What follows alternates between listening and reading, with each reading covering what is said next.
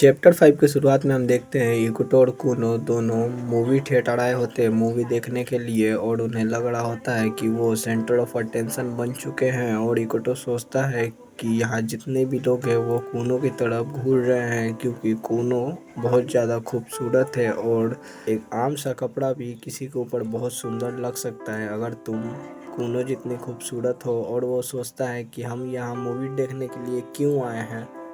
हम सुबह का सीन देखते हैं जहाँ परिकोटो अभी अभी उठा होता है और वो नीचे देखता है कि कुनो उसका इंतजार कर रही होती है और उसके हाथ के पीछे कुछ होता भी है। इकुतो कुनो के बहुत नज़दीक चला जाता है और कहता है कि तुम क्या छुपा रही हो और कुनो नहीं चाहती होती है उसे बताने के लिए मगर इकुतो बार बार उससे पूछ रहा होता है। उसके बाद इकुतो अपना स्पेशल अटैक का इस्तेमाल करता है टिकल्स का और वो कुनो को बहुत गुदगुदी पड़ाने लगता है और इसके बाद कुनो हार मान कर इकुतो को बता देती है।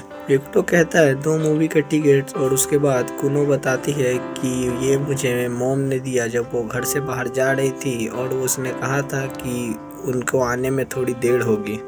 इकुतो मूवी देखने जाना चाहता था मगर कुनो नहीं चाहती थी कि वो मूवी थिएटर जाए क्योंकि मूवी थिएटर में बहुत ज़्यादा भीड़ रहती है और इकुतो कहता है कि तब ऐसी बात है तो मैं अकेले ही चला जाऊंगा मगर इससे कुनो बहुत ज़्यादा गुस्सा होती है और कुनो बताती है कि मैं तुम्हें ऐसी जगह नहीं जाने दूंगी जहां बहुत ज़्यादा भीड़ होगी और वहां बहुत सारी औरतें होंगी। और इकुतो कहता है तुम्हें क्या लगता है कि मैं एक इजी टारगेट हूँ कि कोई भी मेरे ऊपर अटैक कर सकता है। और इकुतो कहता है कि मेरे ऊपर तब तक कोई भी अटैक नहीं कर सकता जब तक तुम मेरे साथ हो। मैं हमेशा से चाहता था कि मैं अपने दोस्तों के साथ कभी मूवी देखने जाऊं मगर मैं कभी जा नहीं पाया। इसके बाद इकुतो बताता है कि हाँ मैं ऐसा करता हूँ क्योंकि मैं चाहता हूँ कि लड़कियों में मेरा थोड़ा अपीयरेंस बढ़े और लड़कियाँ मुझे जज ना करे दूर से देखकर। और उसके बाद इकुतो बताता है कि वो चाहता था कि वो लड़कियों में थोड़ा पॉपुलर हो और अपने अपीयरेंस के ऊपर ध्यान देने में इकुतो को बहुत मज़ा आता है और इकुतो को खुद को आगे बढ़ते हुए देखने में बहुत अच्छा लगता है। और उसके बाद हमें इकुतो सोचता है कि चाहे मैं कुछ भी कर लूँ मैं कभी कुनो के साथ compete नहीं कर पाऊँगा। कुनो इकुतो से कहती है तुम्हें अगर कोई दिक्कत ना हो तो मैं मूवी चुन लूँ तो इकुतो भी कहता है हाँ मुझे कोई दिक्कत नहीं है और कुनो मूवी चुनती है हाई स्कूल रोमांस वाली कोई मूवी चुनती है और उसके बाद वो लोग वो मूवी देखने जा रहे थे। कुनो को इकुतो की चिंता हो रही थी क्योंकि मूवी थिएटर के अंदर बिल्कुल ब्लैक रहता है मगर इकुतो कहता है कि मूवी थिएटर के अंदर इसलिए ब्लैक रहता है ताकि हम लोग मूवी पे फोकस कर पाए। कुनो कहती है तुम्हारे अंदर बिल्कुल भी समझ नहीं है कि क्या खतरनाक है और क्या नहीं। तुम्हारे मम्मी ने तुम्हें जो भी सिखाया है तुम बिल्कुल कुछ भी सीख नहीं पाए हो बचपन से ही इकुतो। क्या तुम जब जन्म लिए थे तभी से तुमने डरना छोड़ दिया। तब इकुतो सोचता है कि दूसरी दुनिया में रहने की वजह से मेरे अंदर इस तरह की चीज़ें डेवलप हो चुकी हैं। कुनो को लग रहा होता है कि इकुतो उसके ओवर प्रोटेक्टिव साइड से बहुत ज़्यादा डर रहा होगा इसीलिए वो उसे माफ़ी मांगती है कि मैंने अपने डर को हावी होने दिया।